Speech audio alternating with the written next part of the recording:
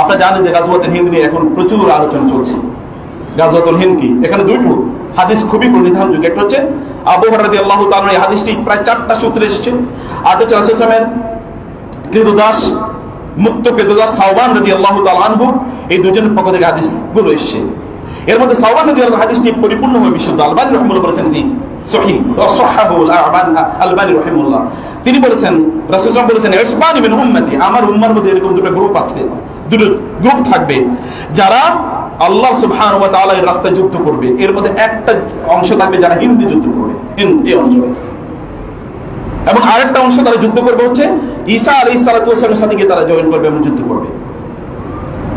এবং আবু হুরায়রা রাদিয়াল্লাহু তাআলা সংক্ষেপে বলছি, আবু হুরায়রা রাদিয়াল্লাহু তাআলা হাদিসের মধ্যে আছে, আবু হুরায়রা রাদিয়াল্লাহু তাআলা তিনি বলেছেন, রাসূলুল্লাহ বলেছেন আসিন এবং হিন্দে যুদ্ধ হবে।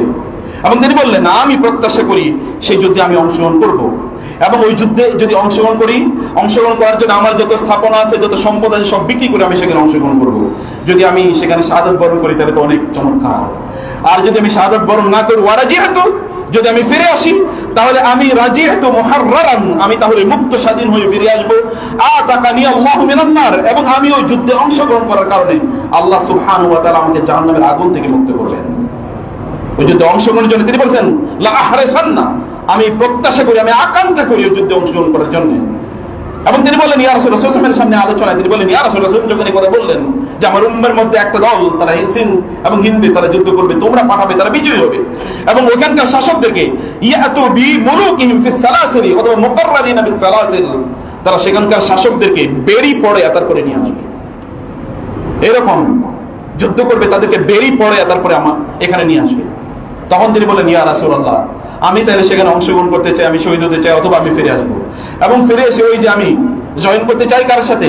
আমি যাব তারপরে ঈসা আলাইহিস সালামের সাথে আমি জয়েন করতে চাই, এবং আমি জয়েন করে ঈসা আলাইহিস সালামকে বলতে চাই যে আমি আপনার সাথী ছিলাম, আমি আপনার সাথী ছিলাম, আমি আপনার সাহাবী ছিলাম। রাসূলুল্লাহ তখন ফাতাবাসসামা রাসূলুল্লাহ সাল্লাল্লাহু আলাইহি ওয়াসাল্লাম, রাসূলুল্লাহ তখন হেসে দিলেন এবং বলেন, হাইয়াতা হাইয়াতা, ওইটা অনেক পরে, এখনো সময় হয়নি, বহুত পরে। অনেকেই বিভিন্ন যুদ্ধের দামারল যাদেরকে বেজে উঠলে মনে করেন গাজওয়াতুল হিন্দ তৈরি হচ্ছে কিনা। এটা দুটো ইস্যু আছে। একটা কেউ বলছেন যে গাজওয়াতুল হিন্দ আগে হয়ে গেছে, যেটি মুআবিয়া রাদিয়াল্লাহু তাআলা আনহুর সময়, আব্দুল মালিক ইবনে মারওয়ান এবং ওয়ালিদ ইবনে আব্দুল মালিকের সময়, যখন হাজ্জাজ ইবনে ইউসুফ তার আপন চাচাতো ভাইকে মুহাম্মদ বিন কাসিমকে এবং তার বোনের জামাই মুহাম্মদ বিন কাসিমকে তিনি এই অঞ্চলে পাঠিয়েছিলেন, এবং তিনি এখানে 18 বার যুদ্ধ করেছেন, আপনারা জানেন, এবং এই জায়গায় ইসলামের খেলাফতের সূচনা করেছেন। কেউ বলেন সেটা হয়ে গেছে তখন, আর কেউ বলেন না, তার আরো পরে সুলতান মাহমুদ আল গাজনী, সুলতান মাহমুদ গাজনী অর্থাৎ সুলতান মোহাম্মদ গৌরী সবকতগীন, আমির সবকতগীন, এরা যখন এই অঞ্চল আক্রমণ করে এবং এখানকার রাজা বাদশাদেরকে এরকম গলায় বেড়ি পেরিয়ে তারা তারপরে নিয়ে যায়, সেই সময়ের কথা বলা হয়েছে। কেউ এটা ইন্টারপ্রেট করেন এবং বলেন যে গাজওয়াতুল হিন্দ হয়ে গেছে। কিন্তু আমি নির্ভরযোগ্য বহু আলেমের, তাদের এখনকার থেকে শুরু করে আগের বহু আলেমের কথা বলেছি, এবং রাসূলুল্লাহ হাদিস যিনি আবু হুরায়রা রাদিয়াল্লাহু তাআলা বলেছেন, আবু হুরায়রা রাদিয়াল্লাহু তাআলা 4টা হাদিসের মধ্যে একটা হাদিস সনদগতভাবে সহিহ, বাকি 3টা সনদগতভাবে দুর্বল। কিন্তু সনদগতভাবে দুর্বল হলেও যেটা আগের হাদিসটি সহিহ, সেটাকে এটা সাপোর্ট করছে। ইমাম যাহাবী রাহিমাহুল্লাহ এর একটা বক্তব্যকে কেন্দ্র করে কেউ মনে করে যে হাদিসগুলো সবই দুর্বল। না, ইমাম যাহাবী কেবল পার্টিকুলারলি ওই হাদিসগুলোর কথা বলেছেন যেখানে সনদগত দুর্বলতা আছে, কিন্তু বাকিগুলো সহিহ। যে বাকি দুটোর কথা বললাম, সাওবান রাদিয়াল্লাহু তাআলা হাদিসটা একেবারেই সহিহ, বিশুদ্ধ হাদিস। ইমাম বুখারী রাহিমাহুল্লাহ এই হাদিসের ব্যাপারে আলোচনা করেছেন, এবং তারিখ আল কবীর এবং অন্য জায়গায় তিনি আলোচনা করেছেন, এবং অন্য সকলে এই ব্যাপারে একমত যে ব্যাপারে এই হাদিসটি সহিহ। আর আবু হুরায়রা রাদিয়াল্লাহু তাআলার প্রথম হাদিসটি সহিহ, হাসান পর্যায়ের সহিহ।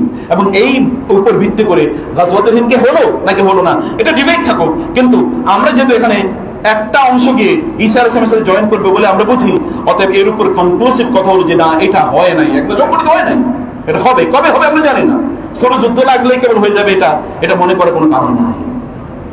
ছোট যুদ্ধ লাগলে এটা হয়ে যাবে এটা মনে করার কোনো কারণ। এখন যে যুদ্ধ আপনারা দেখতে পাচ্ছেন, এই যুদ্ধ তো অধিকাংশ হচ্ছে এখানকার, কারণ মোদী ওখানে প্রায় পতন হয় অবস্থা, ও প্রায় যায় অবস্থা। এখন তার একটা যুদ্ধ বাজাতে হবে, কারণ যুদ্ধ মানে হচ্ছে রাজনীতিবিদদের কি ইনকাম। আর সেখানে তো আপনার কিছু দাজ্জালীয় মিডিয়া আছে, দাজ্জালীয় মিডিয়ার কাজ হচ্ছে এটাকে হাইপ তৈরি করা, কারণ এটা তাদের ব্যবসা।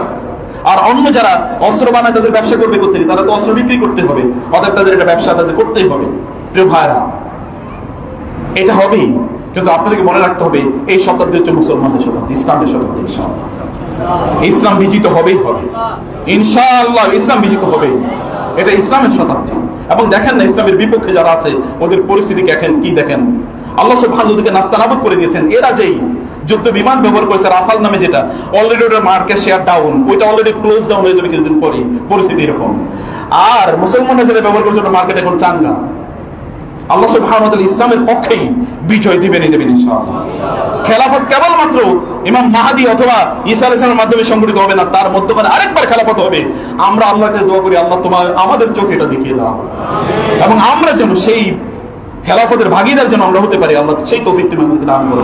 চারিদিকে দেখেন না ইয়াং জেনারেশন তারা জেগে উঠেছে ইসলামের পক্ষে। একদল তারা বিপদে চলে গেছে, তারা দূরে চলে গেছে, তা সত্ত্বেও কিন্তু যারা ইসলামের পক্ষে আছে তাদের সংখ্যা কি কম নাকি? নো, অনেক বেশি, নেহাত কম না। দেখেন না মসজিদগুলো ভর্তি, দেখেন না মাদ্রাসাগুলো ভর্তি, দেখেন না কিভাবে দিন শেখার জন্য লোকজনের কি পরিমাণ আয়োজন। অতএব এর মাধ্যমে তৈরি হবে ইনশাআল্লাহ, এর মাধ্যমে ইসলামের বিজয় হবে। আল্লাহ সুবহানাহু ওয়া তাআলা যেন আমরা যেন দেখতে পারি, আমাদের চোখটা যেন শীতল হয়, কারণ আমাদের অন্তরটা কেঁপে উঠে।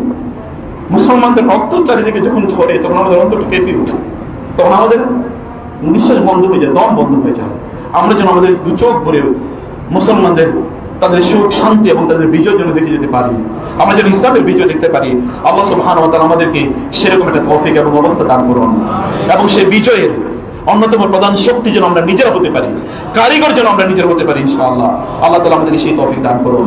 আকুল কওলি হাযা ওয়া আস্তাগফিরুল্লাহ লি ওয়া লাকুম ওয়া লিসাইরিল মুসলিমিন ফাস্তাগফিরুহু ইন্নাহু হুয়াল গফুরুর রহিম।